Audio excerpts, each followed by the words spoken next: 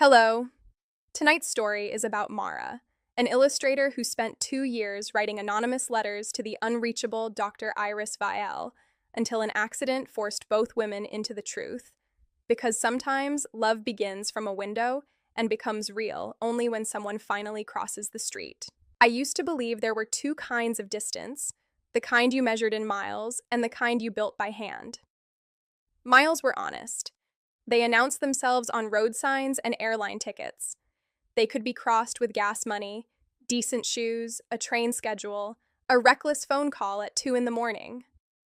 The other kind was quieter. You made it from habits, from little evasions, from the careful placement of furniture and excuses. You made it from not answering messages too quickly, from laughing when someone asked a question that touched bone, from telling yourself that privacy was the same thing as safety. I had been building that second kind of distance for most of my adult life, and by the time Dr. Iris Vielle stepped into my hospital room with my x-rays in one hand and her penlight in the other, I had perfected it into architecture. The stupid part, and there was always a stupid part in my life if one waited patiently enough, was that the actual distance between us had been 20 feet of wet Portland asphalt.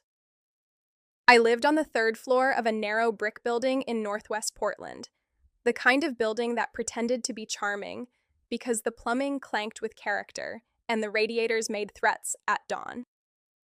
Across the street stood a more severe building with black-framed windows, potted rosemary dying nobly by the entrance, and a front stoop where Iris Vielle used to pause after her night shifts. I did not know her name for the first 3 months. I knew her by angles, the straight line of her shoulders under a coat, the dark sweep of hair twisted low at the back of her neck, the way she stood very still with a paper cup of coffee in one hand as if stillness were a procedure she had taught herself to perform. I saw her first at 6:14 on a Tuesday morning in October, when the sky had not yet made up its mind about being day. I was awake because I had been destroying a deadline in the traditional freelance illustrator way, which meant eating cereal from a mug and telling a fictional woman in a graphic novel that her grief needed more negative space. Across the street, a taxi pulled up. Iris got out in navy scrubs under a wool coat, her face pale with fatigue, and her expression so composed it looked less like calm than containment. She walked to her building, stopped at the steps, and stood there for exactly 90 seconds. I know because I had a clock open on my tablet, and because apparently, even then, I was not equipped to be normal. At first, I sketched her because she was a striking figure in a city full of people trying very hard to be striking. Portland rewarded spectacle, but Iris seemed to have no performance in her at all.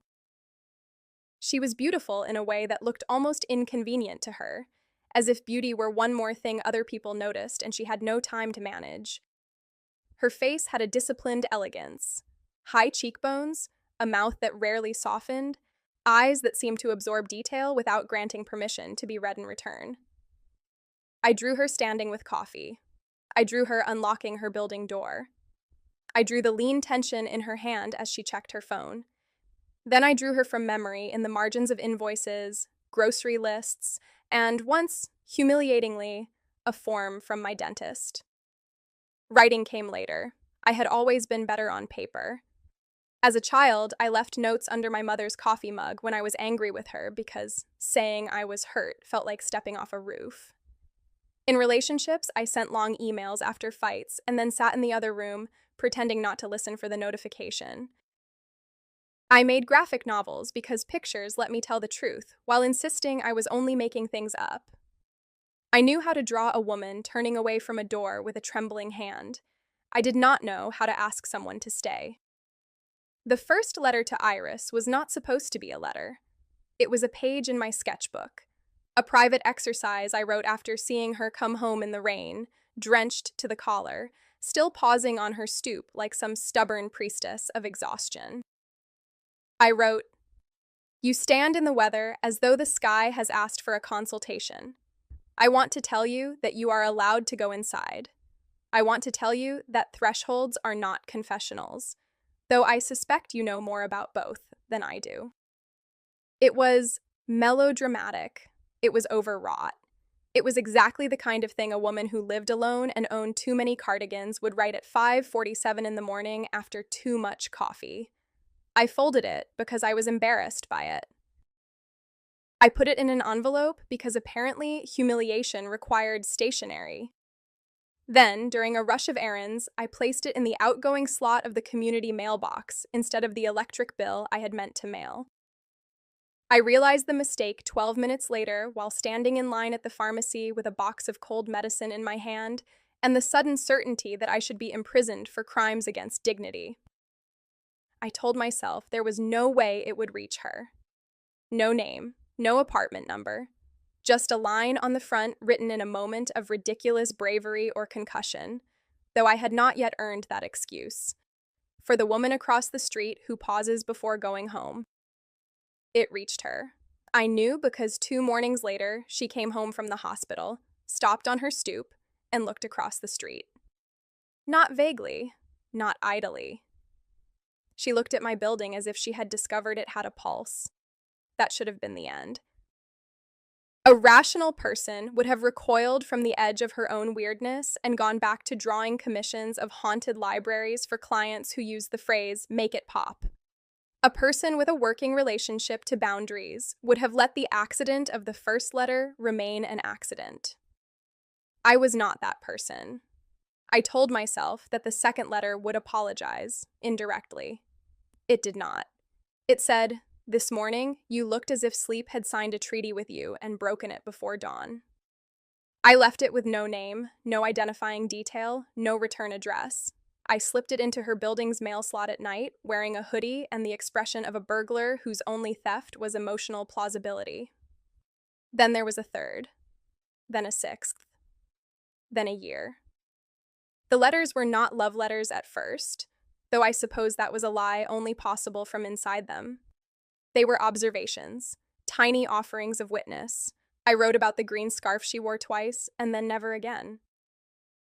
About how she touched the rosemary planter every Thursday, as if checking whether it had survived another week. About the time she laughed into her phone and then looked startled by the sound, as if joy had entered the wrong room. I never wrote anything that could corner her. I never mentioned her body except in the careful language of a coward who had trained herself to pass desire through metaphor. Your hands look like they understand emergencies.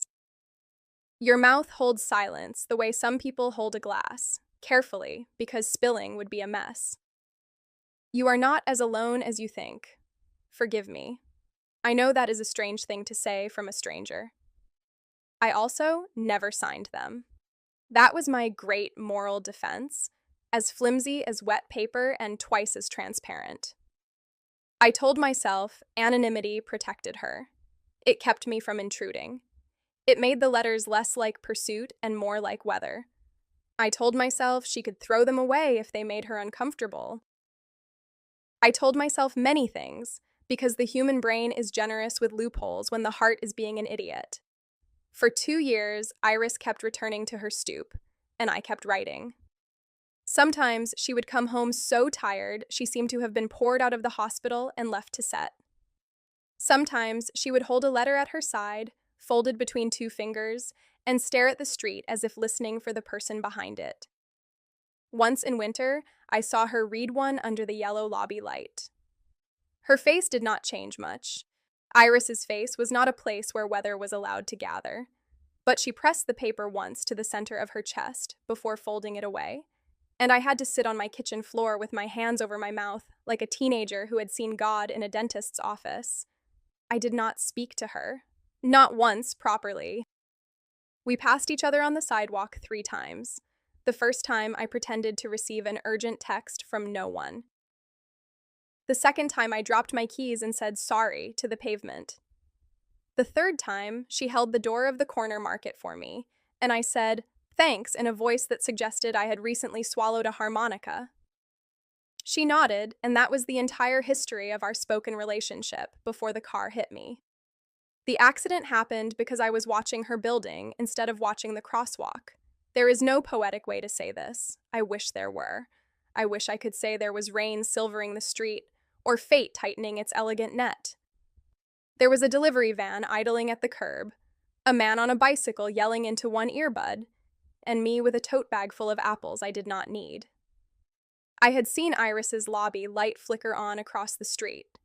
My body, trained by 2 years of silent surveillance and artistic self-deception, turned before my common sense could file an objection. I stepped off the curb on a blinking hand. A compact car, turning too quickly, clipped me at the hip and sent me sideways into the wet, ordinary morning. It was not dramatic in the way people imagine accidents. There was no slow motion, no cinematic hush. There was a blunt sound, a white flash of pain, an apple rolling into the gutter with insulting cheerfulness. Someone shouted. Someone else kept saying, oh my God," as if trying to summon a more qualified deity. I remember the smell of rain oiling the asphalt. I remember thinking, with astonishing clarity, that my coat was going to be ruined.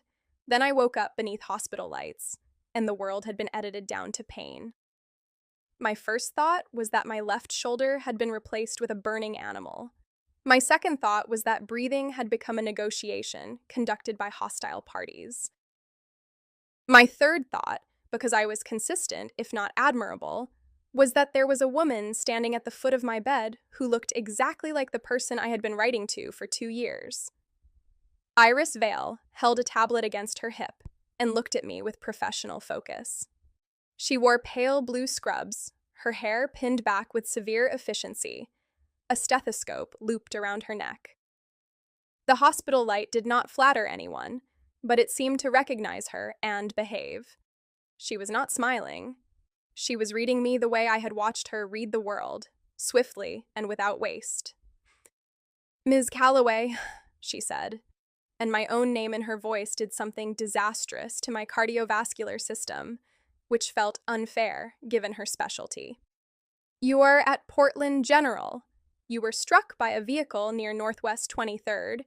You have a fractured left clavicle, 2 cracked ribs, a mild concussion, and some bruising that is going to become more dramatic before it becomes less. Your scans are stable. We are keeping you for observation."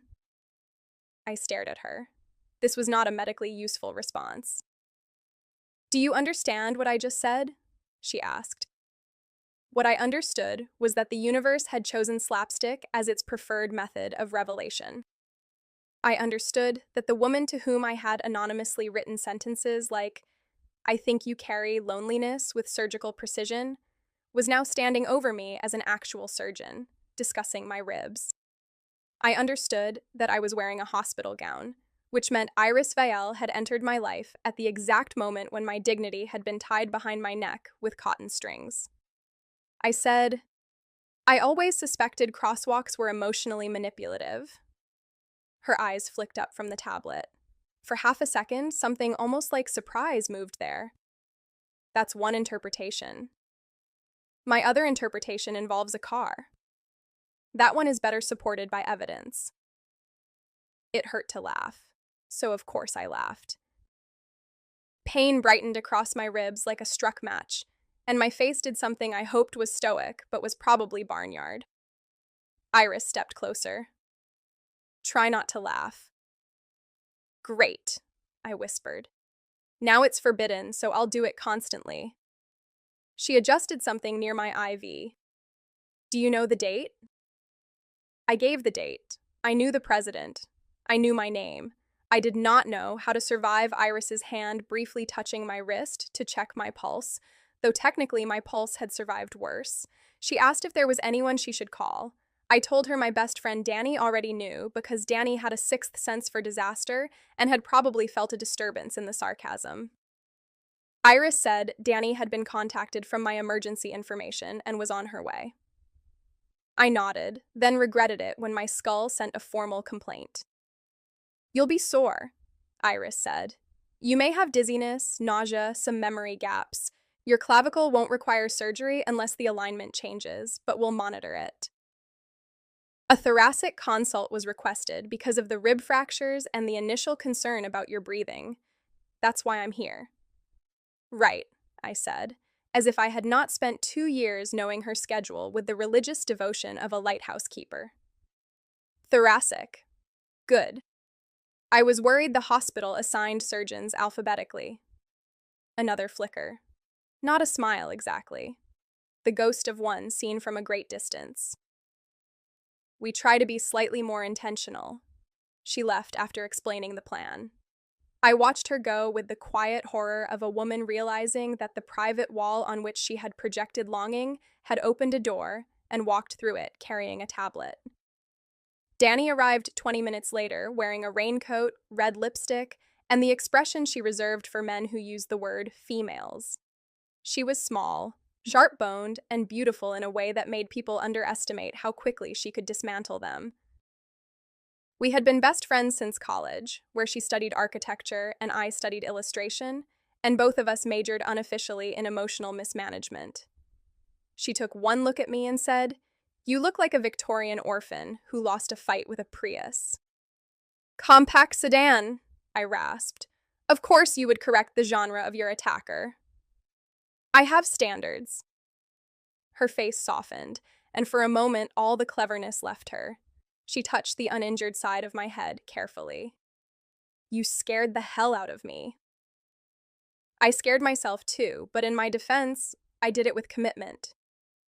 She sat by the bed, asked the questions she needed to ask, bullied a nurse into bringing me ice chips with the competence of a woman who could make municipal zoning bend by raising one eyebrow. Then she said, "The surgeon who came out to talk to me, Vielle, do you know her?" There are moments when one can lie gracefully. This was not one of them. My silence arrived wearing tap shoes. Danny narrowed her eyes. "Mara. I know of her." "You said that like a Victorian ghost talking about a curse." "She lives across the street." "The woman across the street?" Danny's voice changed. It became quieter and much more dangerous. "Letter woman?" I closed my eyes. "Please don't call her that in a hospital." "Oh my God." Danny leaned back. "Oh my God, Mara." "She doesn't know. You were hit by a car and your secret anonymous letter muse is your doctor. Consulting surgeon." "I don't care if she's the hospital's emotional support falcon. This is insane." "I'm aware." "No, you're not. You're aware the way a cat is aware it shouldn't knock a glass off a table." Danny knew about the letters in outline, not in detail. She knew I wrote to someone. She knew I had not signed them. She knew I believed this was fine because I had described it using calm words and excellent lighting. Danny had objected many times. I had evaded many times. Friendship, when it lasts long enough, becomes a record of the lies each person no longer believes but lets you tell until the bill comes due. I spent the first night in the hospital, drifting between pain and mortification. Nurses came and went. Machines made soft, indifferent sounds. My body became a country under occupation. Every cough was an uprising. Every attempt to adjust my position required strategy, prayer, and a willingness to abandon pride. I slept in shallow pieces and woke each time convinced I had missed something important. Iris checked on me just after midnight. The room was dim, the city beyond the window reduced to rainy smears of light. She entered quietly, but I knew it was her before she spoke. That sounds romantic. It was actually because I had become a tuning fork calibrated to her presence, which is less romantic and more embarrassing. "Still awake?" she asked. "I thought I'd try being unconscious later. Keep the evening varied." She came to the side of the bed and glanced at the monitor. "Pain? Are we rating it honestly or in the charming way that makes me seem brave?" "Honestly." "Then it's rude." This time the corner of her mouth moved. Not much, enough to ruin me. She asked questions. Dizziness, nausea, shortness of breath, pain with deep inhalation, any numbness in my arm. I answered. She listened with a concentration that made even clinical questions feel dangerous. When she placed the stethoscope against my back and told me to breathe, I discovered there were fresh layers of humiliation available in the world. My ribs protested. my shoulder screamed, and my skin became suddenly aware of every place her hand did not touch. "You're guarding," she said. "I usually charge people to observe my psychological patterns. Your physical ones, in this case. Less lucrative." She adjusted my pillow with surprising gentleness. That was the first thing that undid me in the hospital. Not her beauty, not the coincidence, not even the terror of recognition. It was the way she moved my pillow as though pain deserved respect. Efficiently, yes, precisely, but without impatience. I had seen her across the street for 2 years and imagined composure as coldness because it made longing easier to manage. Up close, her restraint had warmth under it, banked and deliberate.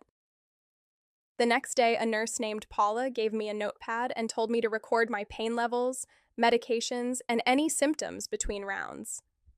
Paula had kind eyes and no idea she was handing a loaded weapon to a woman whose coping mechanism had always been turning feelings into lines on paper.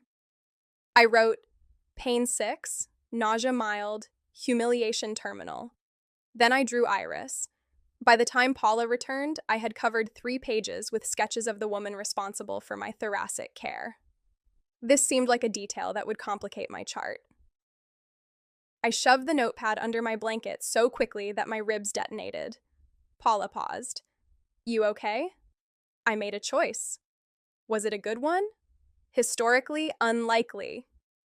She gave me a look and left me with a cup of water and the distinct impression that nurses knew everything and simply chose when to deploy it. Iris's visits were brief, clinical, and somehow full of traps. In the afternoon, she asked what I did for work. I could have said freelance illustrator and graphic novelist, which was the truth. Unfortunately, truth had edges. "I draw emotionally compromised women for money," I said. Her pen stopped. "That is your official job title?" "It is on my tax forms, in spirit." "And in reality?" "Freelance illustration, graphic novels, book covers sometimes, the occasional board game where elves have impractical armor." "Do you enjoy it?" No one asked that question as simply as she did. People asked whether it paid, whether AI was ruining everything, whether I could draw their dog from a blurry photo. Iris asked if I enjoyed it, and I felt the answer press against my throat. "Mostly," I said. "It's easier to tell the truth when everyone thinks you're inventing it." She looked at me then, not at the chart. "That sounds useful." "It sounds healthier than it is." Most useful things are. There was something in her voice when she said it. Not sadness exactly. Recognition with a locked door behind it. I wanted to ask her if she had read a letter that week. I wanted to ask which one she kept nearest.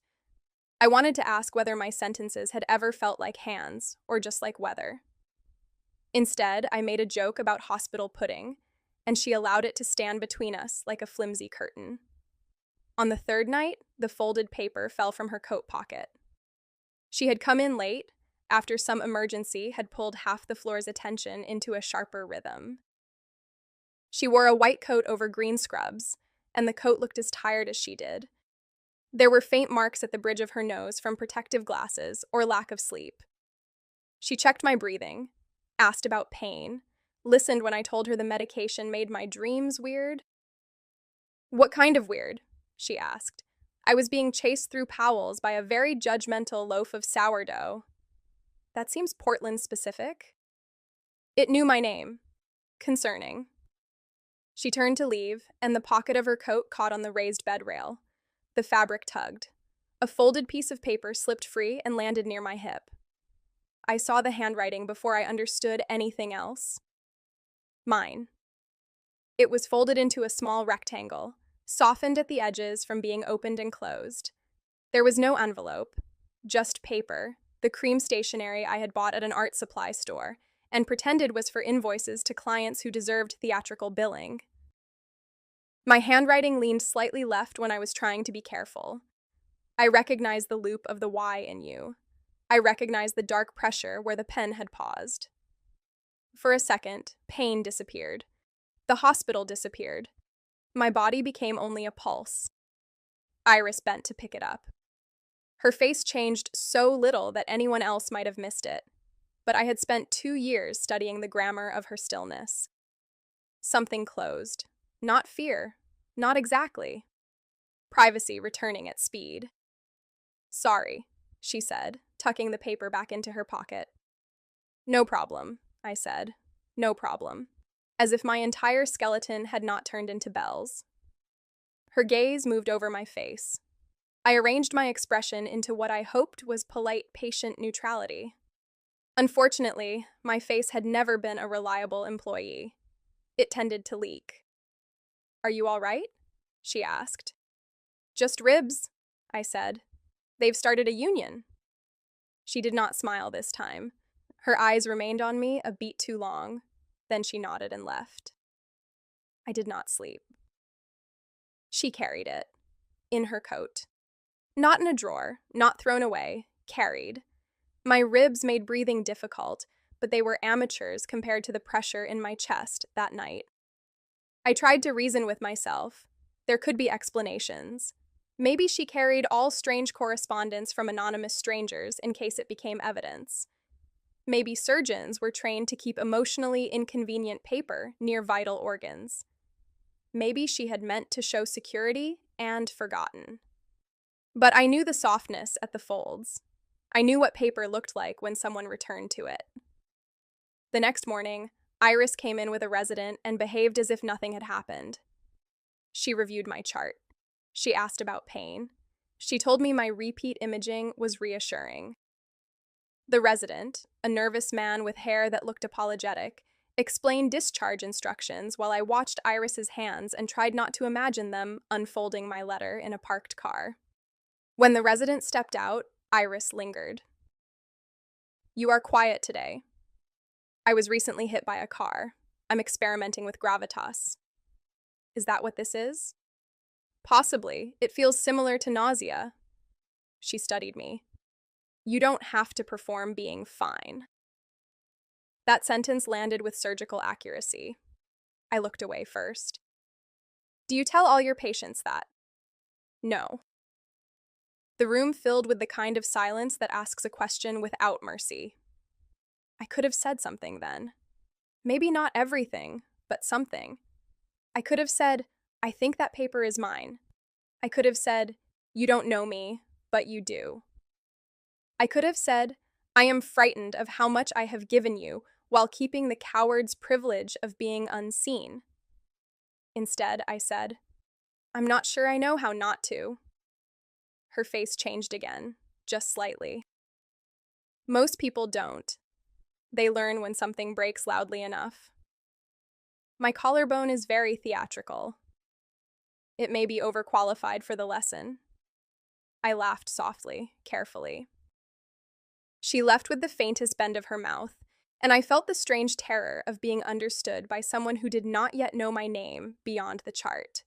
I went home on the 4th day with a sling, a bottle of pain medication, instructions not to lift anything heavier than a gallon of milk, and a body that seemed to have been assembled by a committee that hated me.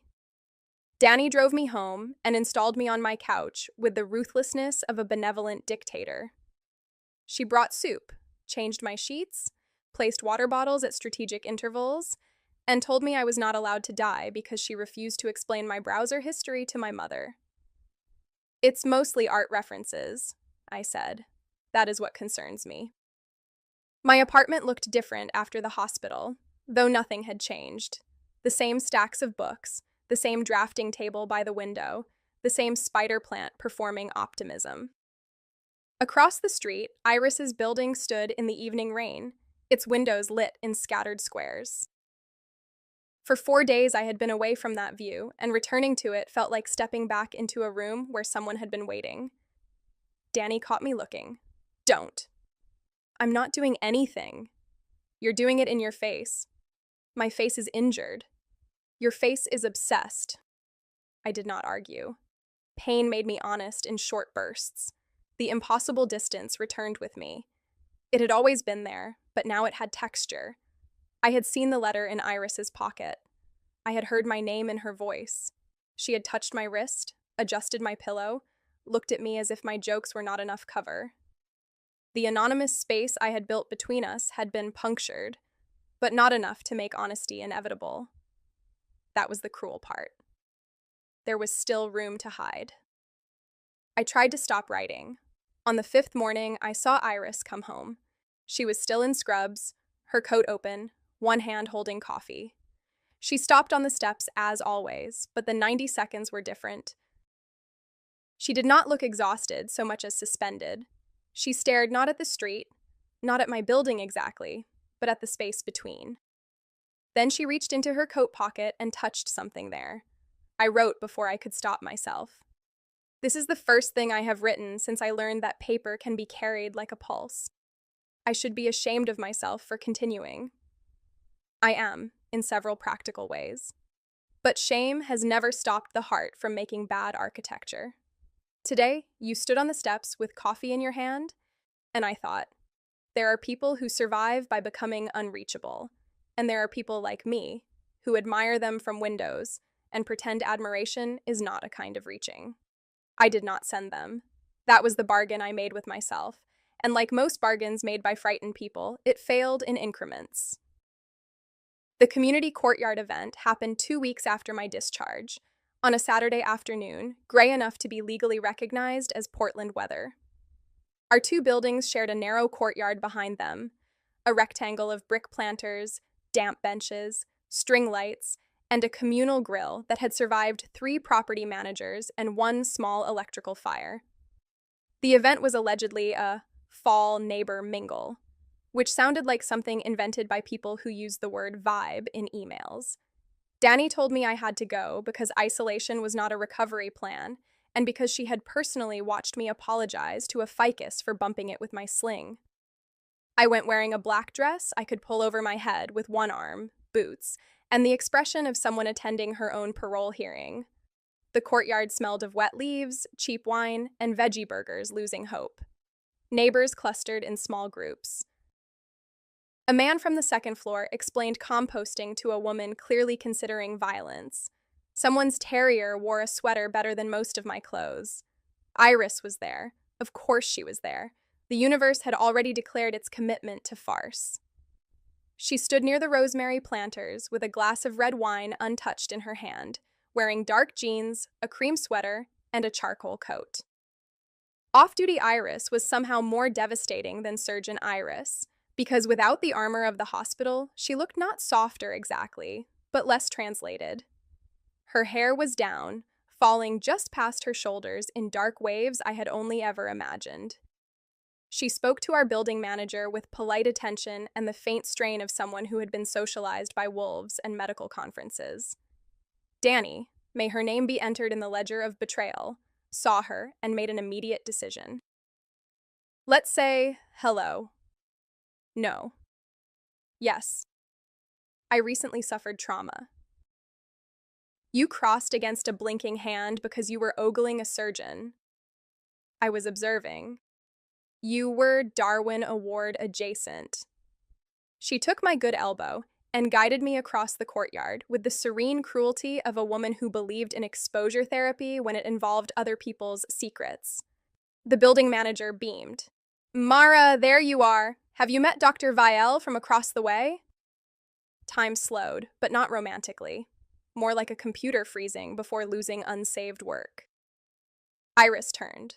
Her eyes met mine. Recognition appeared, clinical memory giving way to something more private. Ms. Calloway. Mara, I said, because apparently I had chosen that moment to become informal and die. Iris, she said.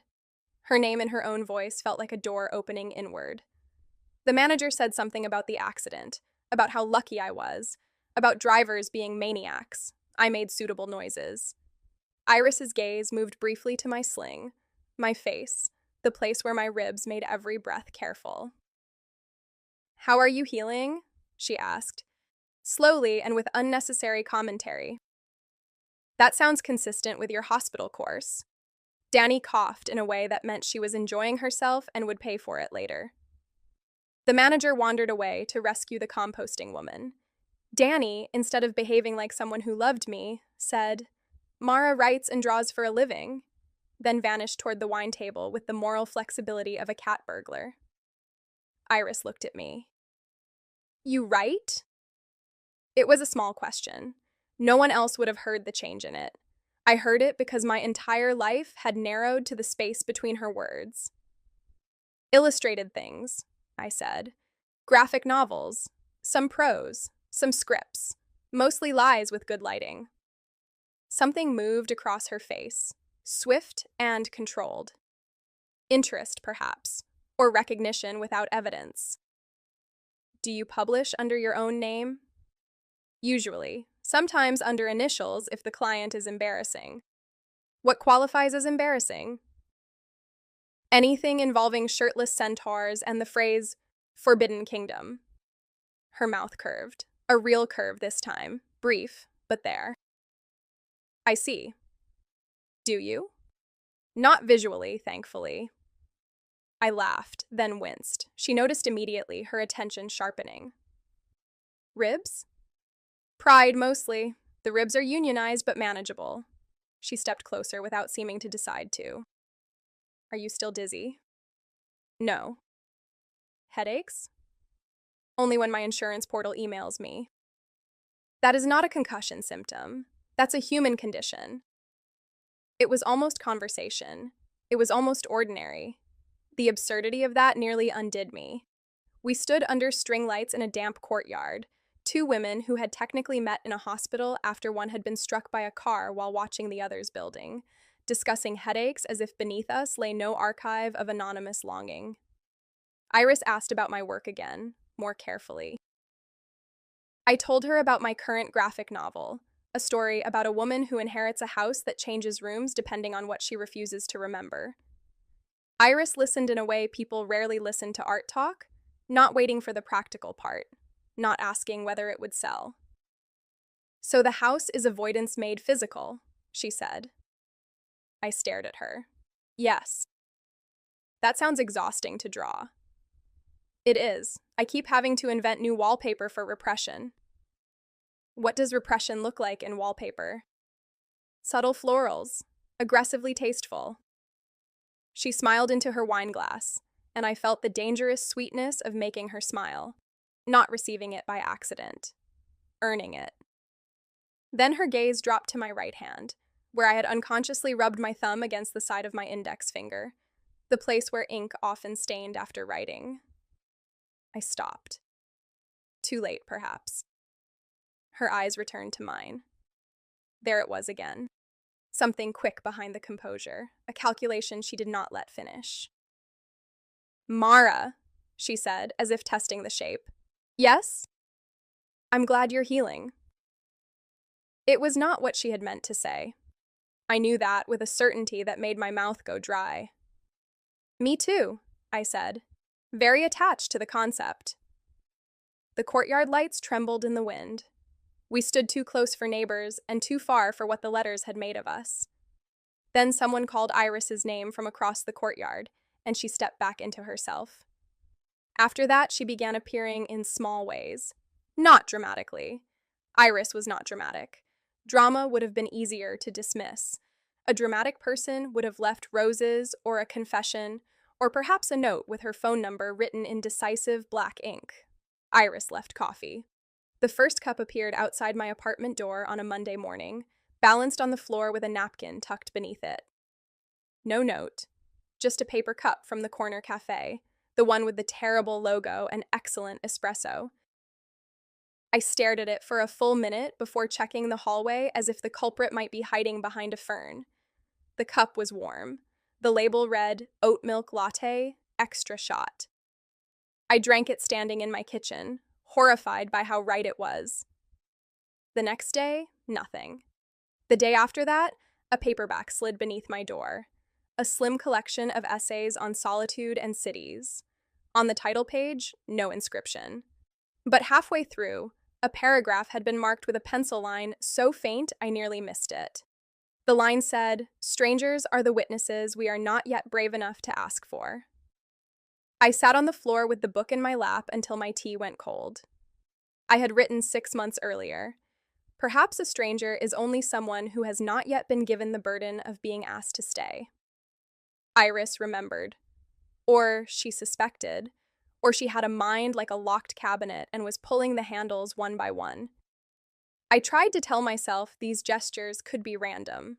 Coffee could be neighborly. Books could be swapped casually. Pencil lines could be accidents if one was generous and delusional. But then, a week later, a small packet of rosemary seeds appeared in my mailbox.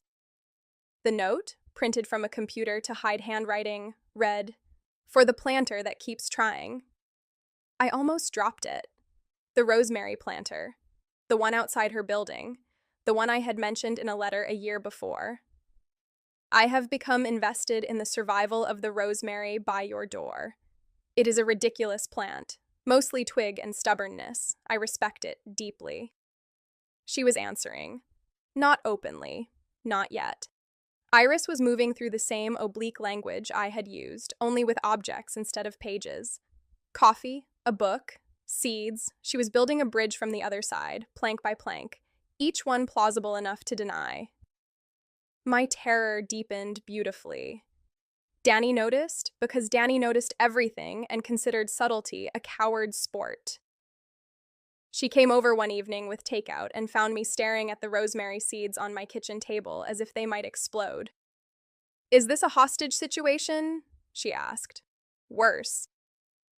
"Plant-based?" I explained. "Badly."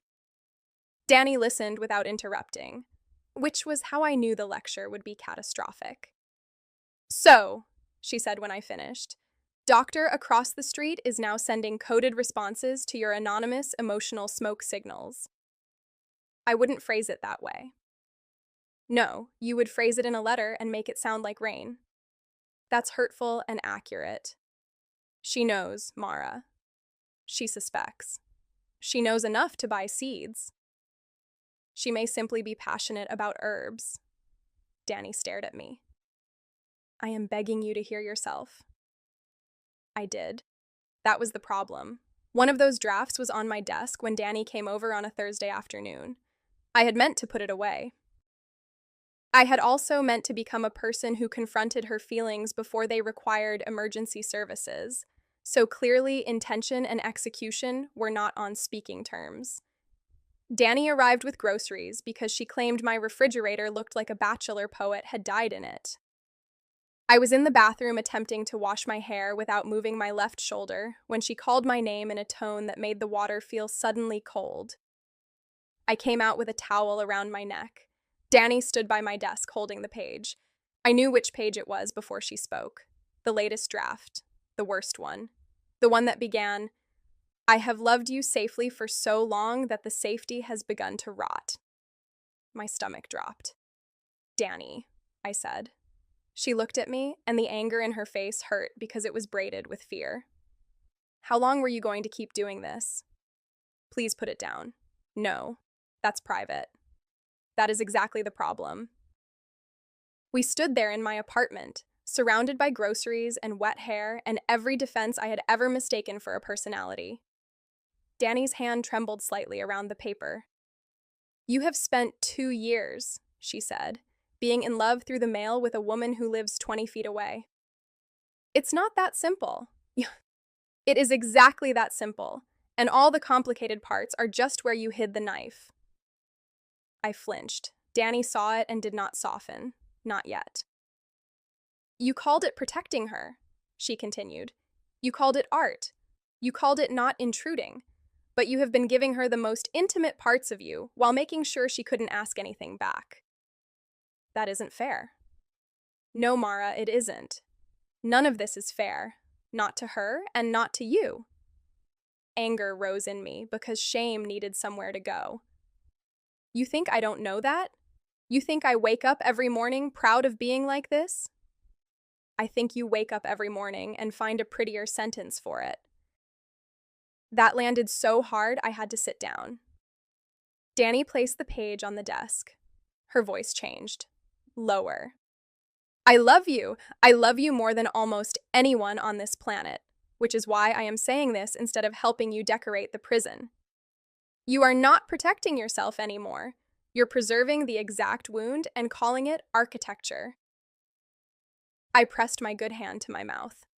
Tears came with humiliating speed. Pain, physical and otherwise, had thinned the walls. She left, I said, though Danny knew. Lena left after promising she wouldn't. Danny closed her eyes briefly. Lena had been my last serious relationship before Iris became a window across the street. She was a poet with amber eyes, a laugh like breaking glass, and a talent for making chaos feel like proof of life. I loved her with the intensity of someone who had mistaken volatility for depth. For 3 years, she moved in and out of my apartment, my bed, my plans. She read my work and said she loved the parts of me no one else saw. Then, one morning, she packed while I was buying bagels and left a note that said she needed to go before she disappeared inside someone else's expectations. I spent months thinking I had been too much. Then years making sure no one could know enough of me to leave that specifically again. I know she left, Danny said. She knew me. She knew parts of you. She knew enough to decide against it. No, Danny's voice sharpened. She decided for herself. That is not the same thing as rendering a verdict on your worth. It felt the same. I know. I couldn't breathe for months. I couldn't draw anything but women with their backs turned. Every time someone asked what I wanted, I heard packing tape. Danny sat beside me carefully, as if I were an injured animal and also an idiot. Both were fair. So you found a woman you could love without asking anything of her. I laughed once, ugly and wet. That's generous. No, it's devastating. I covered my face. The letters felt safe. I could say everything and risk nothing. You risked something. You just made sure she carried the risk alone. That was the sentence I hated most because it was true. I thought of Iris in her car, in her coat, in whatever private rooms her life contained, reading words from someone who refused to stand behind them. I thought of the paper softened by her hands. I had imagined my anonymity as a veil protecting us both. But maybe it had also been a wall she had been pressing her palm against for 2 years. I don't know how to fix it, I whispered. Danny leaned her shoulder against mine, gentle now. You tell her. I can't. You can. You might shake. You might say it badly. You might cry. She might not want what you want, but you can. What if she thinks I'm pathetic? Then at least you'll be rejected by a real woman instead of haunted by a possibility. I laughed through tears because Danny's tenderness often arrived carrying a knife. She stayed that night. We ate takeout on the couch. She did not mention the letter again until she left. At the door, she turned back and said, "You deserve to be known by someone who gets to answer." After she was gone, I sat at my desk until the apartment darkened. Across the street, Iris's window lit on the 2nd floor. I did not know which room was hers. I had never let myself find out. Some lines even obsession did not cross, which was perhaps not the moral triumph I wanted it to be, but I took what I could get. I took out a fresh sheet of paper. For a long time, I wrote nothing. Then, I think I owe you a door. I did not finish that letter. I folded it blank below the first line and placed it in the box with the others. The next morning, Iris knocked on my door. Before we continue, a quick note. This version is made for YouTube, so some of the more passionate and intimate scenes between these two women have been softened or shortened. The full, uncensored version, with every private moment left intact, is available on my Patreon. If you want to experience the complete story the way it was written, the link is in the description below. There are sounds that divide a life into before and after. Some are grand. A phone call in the night. A doctor's careful inhale. A door closing behind someone with a suitcase. Iris's knock was not grand. It was 3 quiet taps on old wood at 8:12 on a Friday morning, precise enough to be hers before I opened it. I stood in my kitchen with one sock on, holding a mug of tea I had forgotten to drink. My body understood before my mind did. Everything in me went very still. The knock came again. I set the mug down. I walked to the door. My hand hovered over the lock, and in that second, I had time to imagine every possible version of what waited on the other side. Iris angry. Iris amused. Iris holding all the letters like evidence. Iris saying she had called the police. Iris saying nothing, which somehow seemed worse. My mind, generous in panic, offered many scenes and no courage. I opened the door. Iris stood in the hallway wearing a gray sweater, black trousers, and no coat. Off duty again, but not casual. There was too much intention in her posture for casual.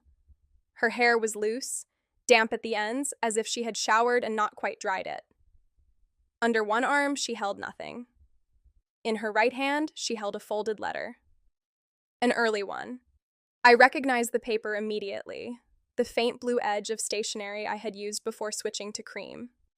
Worn soft at the folds, loved or interrogated until it no longer lay flat. Maybe both. She looked tired. Not hospital tired, not the clean exhaustion of a long shift, but frightened tired. Human tired. Was it you? She asked. No accusation, no performance, just the question, bare as a pulse.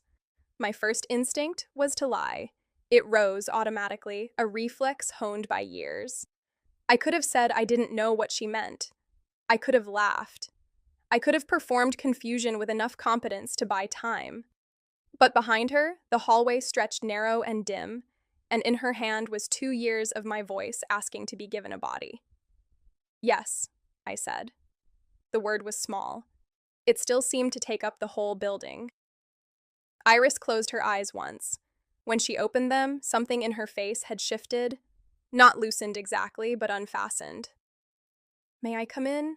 She asked. I stepped aside. My apartment, which had always felt safely mine, became instantly embarrassing. The stack of books by the couch, the blanket Danny had folded badly, the drafting table with taped sketches, the spider plant leaning toward the window like a gossip.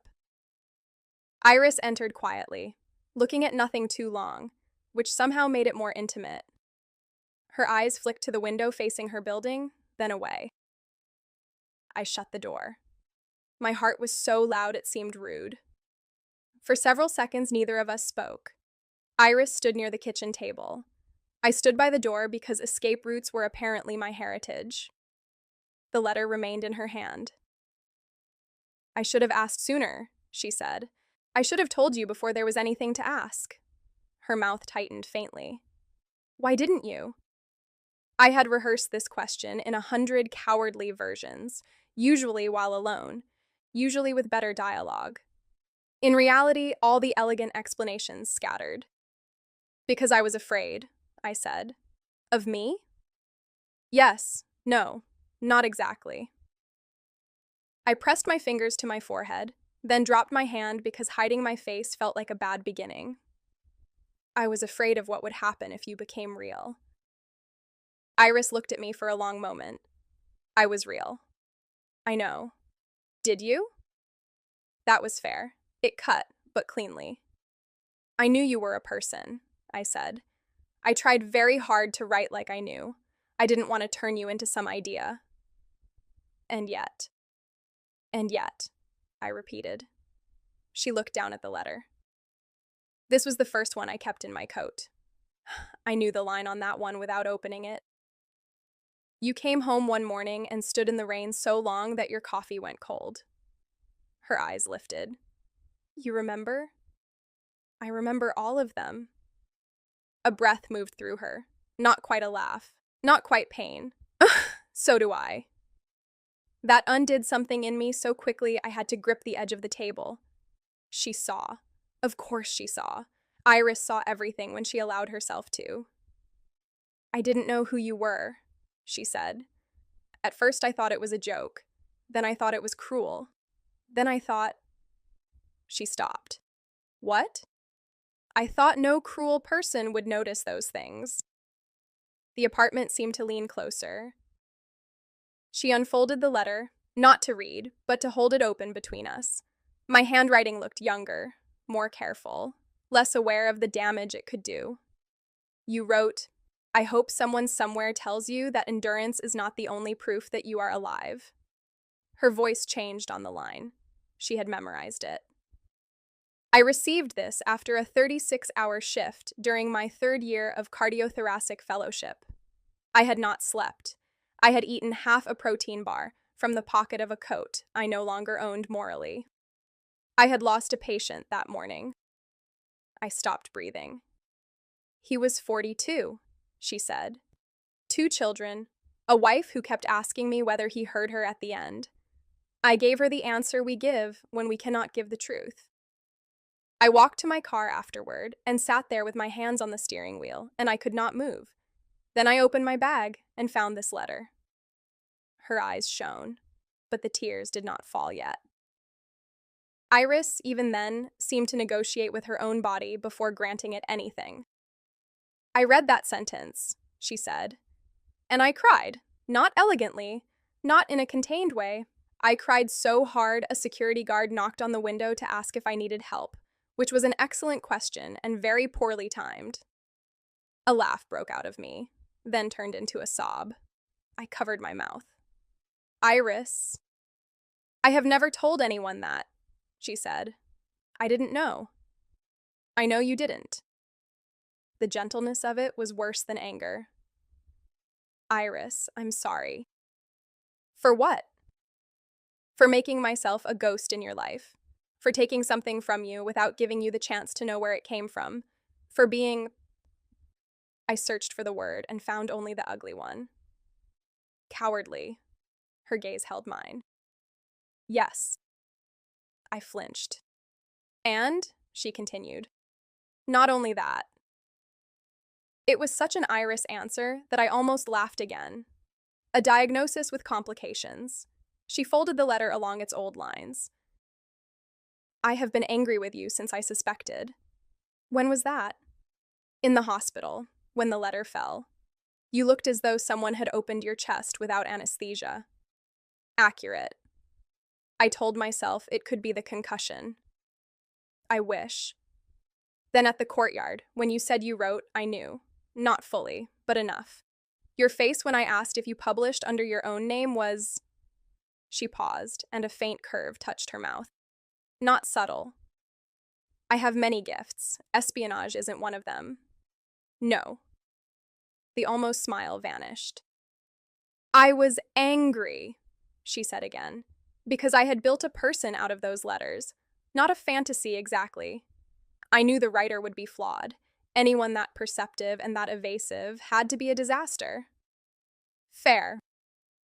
"But I trusted the voice. I trusted that it asked nothing of me because it understood something about me. Then I realized asking nothing can also be a way of refusing to be accountable." I nodded. Tears slipped down my face. I let them. There was no dignity left to defend that mattered. "Yeah, I didn't want to trap you," I said. "You trapped me in curiosity." "I didn't want to be known." "I know." The words were quiet, not absolution. Recognition. She looked toward the window again. My drafting table stood beneath it, pages spread in organized chaos. "How long did you watch me before the first letter?" "Months." "That's unsettling." "Yes." I appreciate the honesty. "I considered lying and saying days, but I'm trying a new thing where I don't make everything worse." A promising development. The corner of her mouth moved. Mine answered, despite everything. The room breathed. Then she said, "Why me?" That question frightened me more than accusation. Accusation had shape. Why me opened into depths I had avoided for 2 years by calling them art. "At first, because you were beautiful," I said. Her expression did something complicated, skepticism and discomfort crossing at once. "I know," I said. "Not enough, not even close." "But first, yes. You were beautiful and tired and alone on the steps, And I noticed you because I'm human and not especially noble. Then I looked at my hands. Then because you kept stopping before you went inside. Because it looked like you were giving the day a place to leave you before you entered your own life. Because you touched that dying rosemary plant like it mattered. Because once you laughed on the phone and then looked around as if someone might confiscate it. Because you seemed unreachable, and I have a terrible weakness for locked doors. Iris was silent. I wrote because I wanted to say something kind without needing anything back, I continued. Or that's what I told myself. Later, I think I wrote because the only kind of intimacy I trusted was the kind where I could disappear before being asked to stay. Her eyes softened then, and it scared me more than anger would have. Someone taught you that? She asked. Yes. A woman. Yes. Did she know what she broke? No. Or maybe she did and couldn't bear to look. Iris nodded once, as if filing that where it belonged, but not using it as an excuse. My family taught me something similar from the other side, she said. Not abandonment, containment. Emotion was inefficient.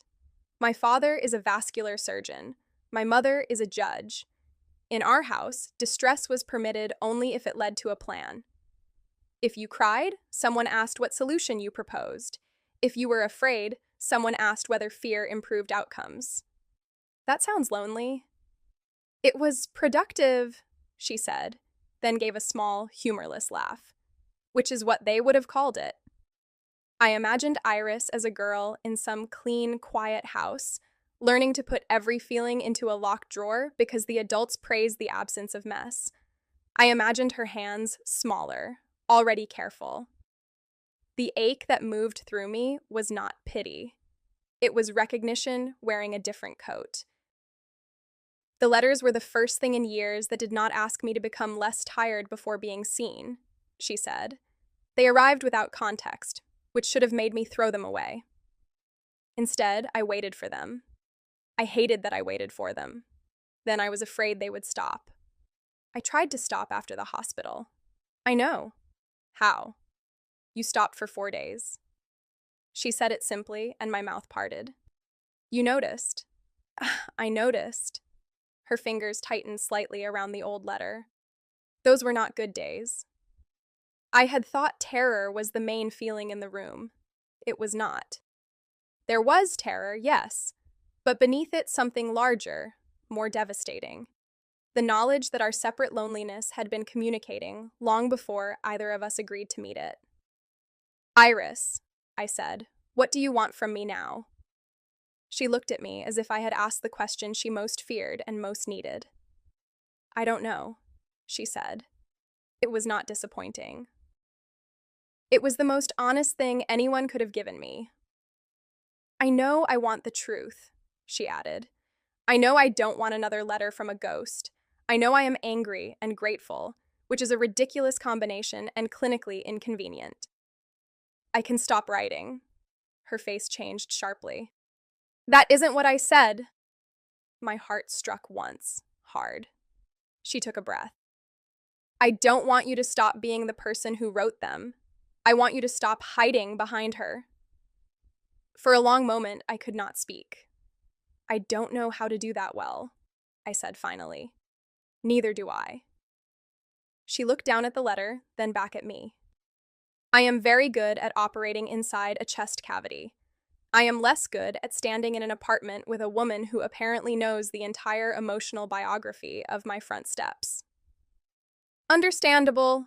Few fellowships prepare you. A real laugh escaped her then, brief and startled, and it was so beautiful I had to look away. My phone rang. At first, neither of us moved. The sound came from the kitchen counter, vulgar and cheerful. Danny's name flashed on the screen because, of course, chaos enjoyed witnesses. I silenced it. Immediately, Iris's phone rang. Her entire body changed. I saw the surgeon return before she answered. The slight lift of her spine, the narrowing of her focus. She looked at the screen, and whatever she saw erased the room. Vielle, she said. I stood there while her face became unreadable. She listened, asked 2 questions, both clipped. How long? And, is cardio already in? Then she closed her eyes for the briefest moment. I'm on my way. She ended the call. Emergency? I asked, though the answer was in her hands, already refolding the letter, already preparing to leave. Aortic dissection. Young patient. Transfer just arrived unstable. The words meant little and everything. A body tearing inside itself. A life becoming minutes. She looked at me, and for the first time since she had knocked, I saw panic not hidden, but harnessed. I have to go. Of course. I don't want... She stopped. The sentence had no time to become safe. This isn't finished. No. I don't know when I'll be back. I know. She placed the letter on my kitchen table. The gesture felt enormous. She did not take it with her. She left it between us, like evidence and trust. Then she was at the door. Iris, I said. She turned. For once, I did not make a joke. Be careful. Something moved across her face, raw and nearly unbearable. That's not how surgery works. I know. But thank you, she said. And she left. The apartment changed after the door closed. It did not become empty. It became charged as if everything she had not said remained in the air, looking for a place to land. I stood frozen until footsteps vanished down the stairs. Then I crossed to the window. There are forms of waiting that make you understand the exact poverty of imagination. For 2 years, I had imagined Iris. I had imagined her exhaustion, her solitude, her contained grief. I had written about the shape of her silence as if witness were a kind of intimacy. But waiting while she cut into a living chest taught me that love was not the beauty of observation. It was terror without usefulness. It was standing in your socks by a window, able to do nothing, wanting absurdly to bargain with every god you had never believed in for the steadiness of her hands and the survival of a stranger whose name you would never know. Danny called again. This time I answered. Are you alive? She asked. Yes. You ignored my call, which in your case could mean emotional breakthrough or death. Both were considered. I told her what happened, not elegantly. I sat on the floor beside the kitchen table, the old letter in front of me, and recounted Iris at the door. The question, the confession, the anger, the emergency. Danny listened. She did not interrupt once, which frightened me more than if she had sworn. When I finished, she said, Oh, Mara. I know. No, I don't think you do. What? You opened the door. I looked at the letter. Barely. Barely counts when you've spent years living behind it. I cried again then, quieter. Danny stayed on the phone while I did.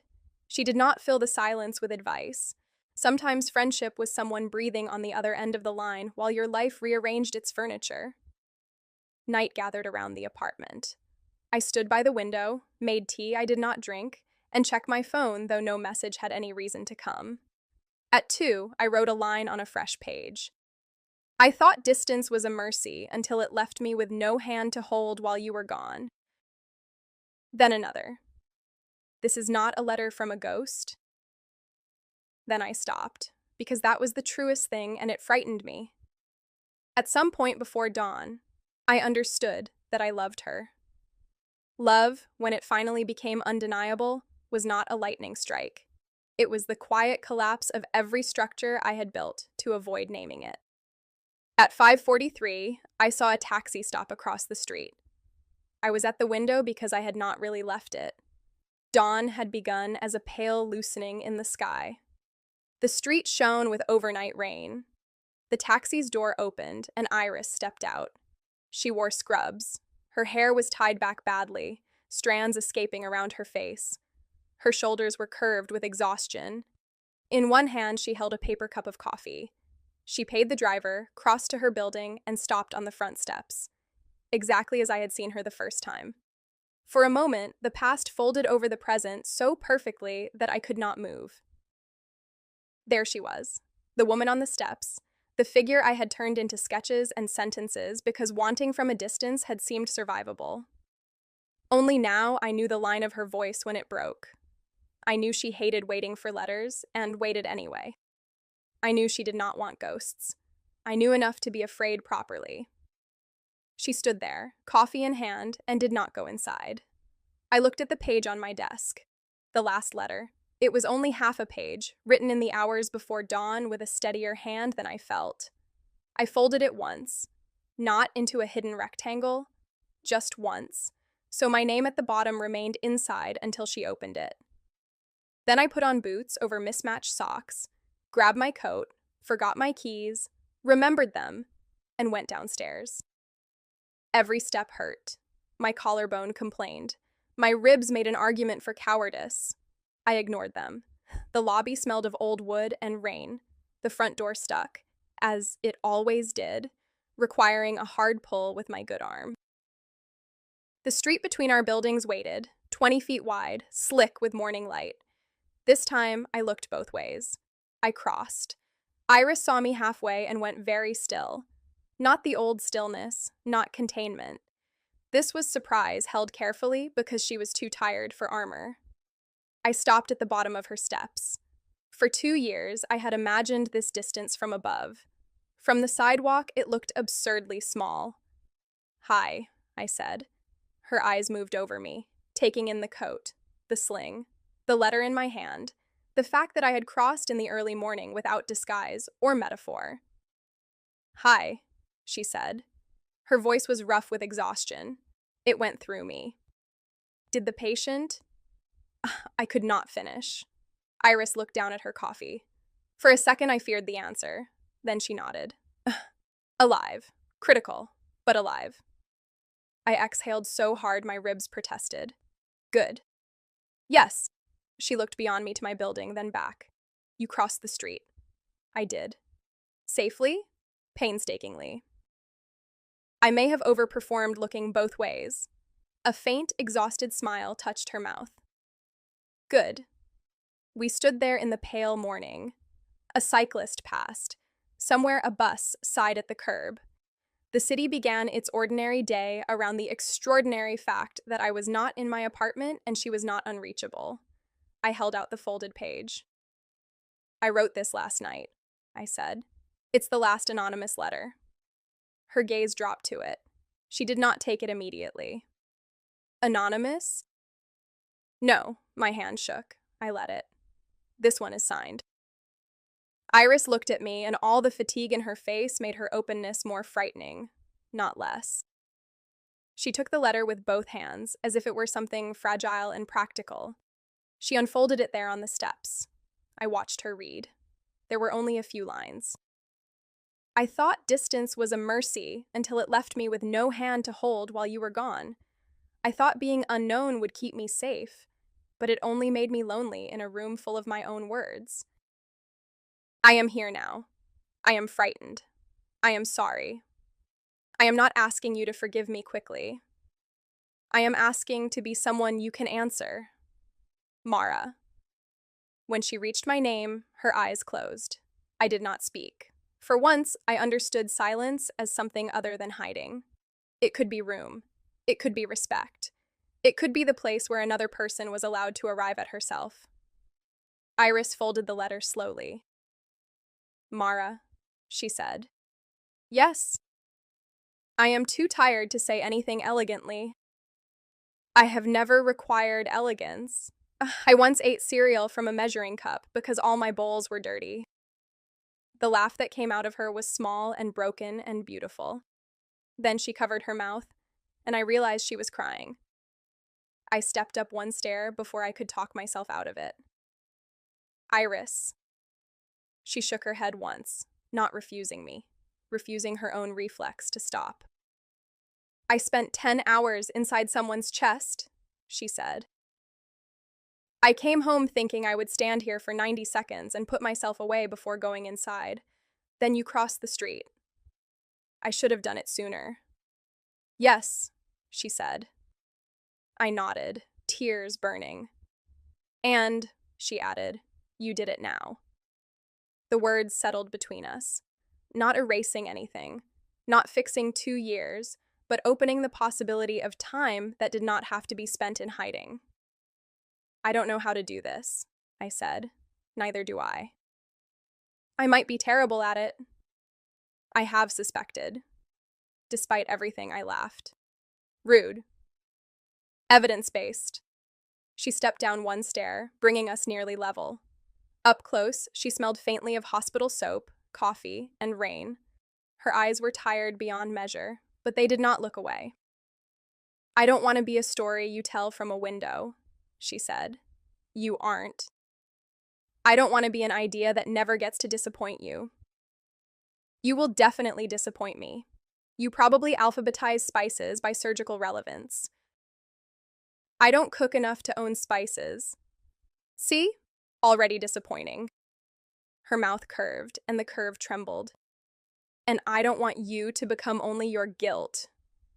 That sentence took my breath in a way the cracked ribs could not claim. I don't know who I become yet, I said. Good. Good? It means we find out with current information. That's the least romantic sentence anyone has ever said to me. I am very tired. You are allowed. Something softened in her face at that. The very phrase I had wanted to say to her for 2 years, stripped of metaphor at last. You are allowed to be tired, to be angry, to want, to not know, to go inside, to ask someone in. Iris looked at my mouth, then back to my eyes.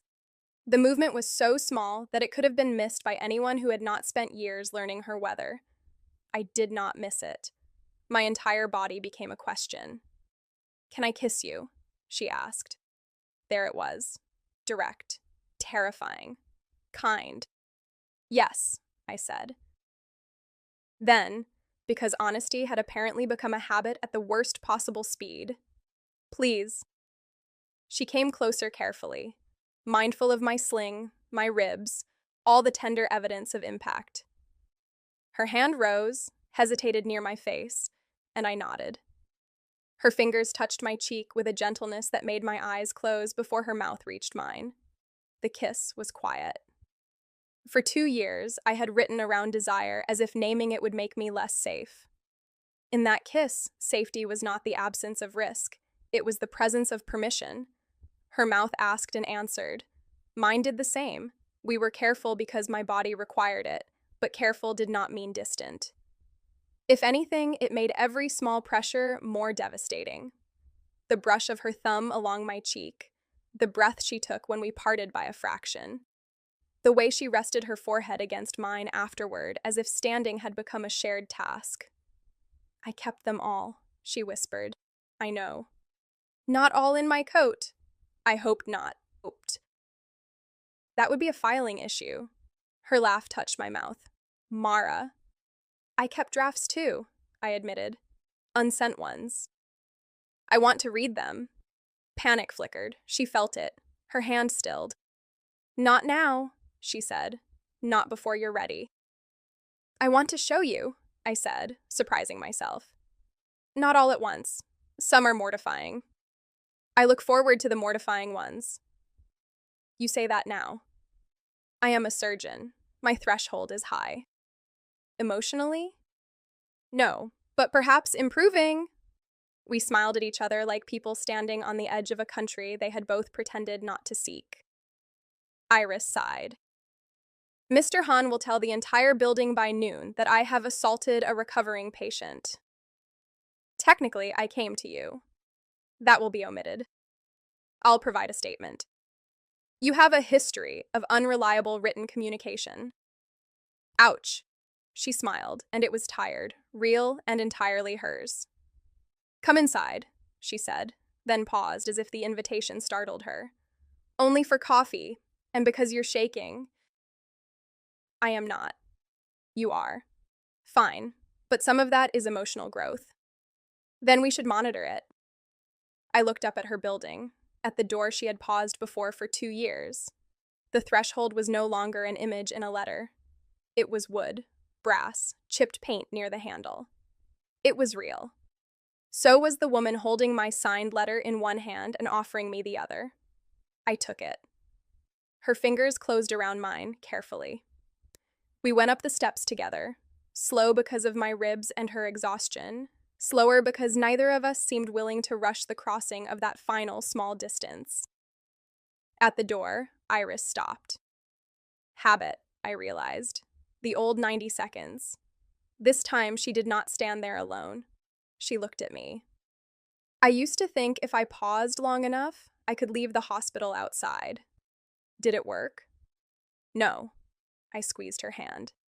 Maybe you don't have to do it by yourself. Her eyes shone again. That is a very dangerous suggestion. I specialize in those. I know, she said, and there was no accusation in it now. Only history. Only the beginning of being known. Inside, the lobby smelled faintly of rosemary and rain-damp wool. Morning light slipped through the glass door behind us. She unlocked the inner door with one hand, still holding mine with the other, which made the task awkward. Neither of us let go. But we knew this much. The letters had ended as a hiding place. They could begin again as a door. But that morning, there was only her hand in mine and the quiet click of the door opening. There was the old distance behind us, shining on the wet street. There was coffee going cold in its paper cup, because neither of us had remembered to drink it. There was Iris turning toward me in the narrow lobby, exhausted and afraid, and smiling with the smallest possible surrender. "Come in, Mara," she said, and I did.